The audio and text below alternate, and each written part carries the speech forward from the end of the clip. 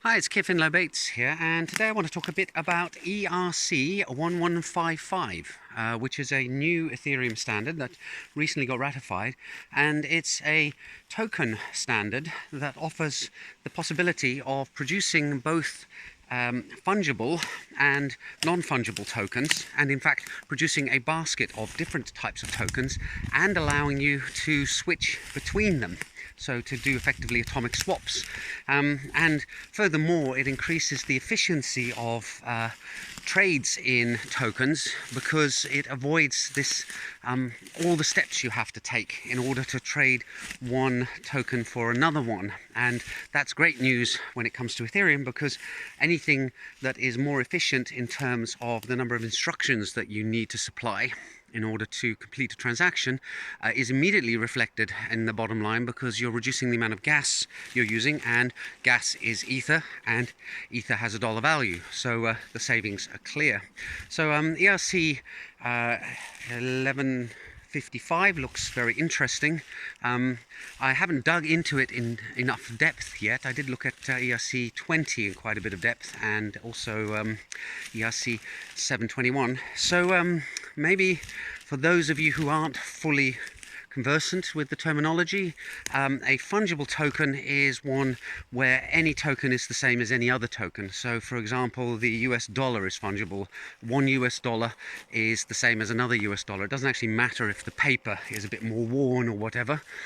You can hand over a dollar bill and buy your can of Coke, and it doesn't matter whether it's a dollar from Florida bank or from a bank in New York. Whereas a non-fungible token is a sort of distinct unit in itself. It's unique, and the example on Ethereum of non-fungible tokens were CryptoKitties.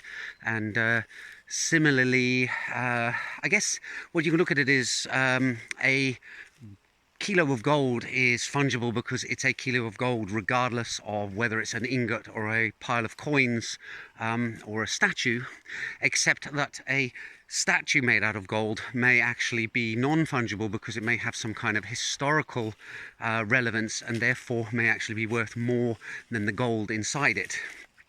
Actually, maybe that's not the greatest example, because that statue would both be fungible in terms of gold and non-fungible in terms of being a unique statue.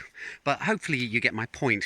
Anyway, I think it's a good step forward for Ethereum. I think Ethereum has needed this for quite some time, and it has quite a lot of uses, especially when you are looking at systems where you want to have an underlying cryptocurrency in terms of fungible tokens for sort of greasing the wheels of your planned system, and there are assets within that system that are unique and have a clear ownership. And then it allows you to effectively create unique objects, and then allow those unique objects to be traded with the associated fungible currency. So good stuff there, guys.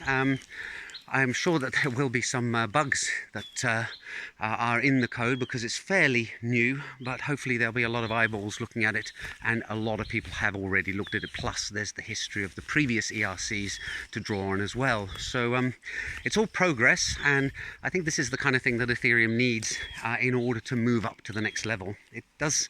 I have this gut feeling that Ethereum has sort of stalled for a while, what with all these plans for improving transaction rates and removing proof of work not quite coming to fruition. So it's good that there are some areas where progress is actually being made. Anyway, there you go, a video on Ethereum and the ERC 1155 standard.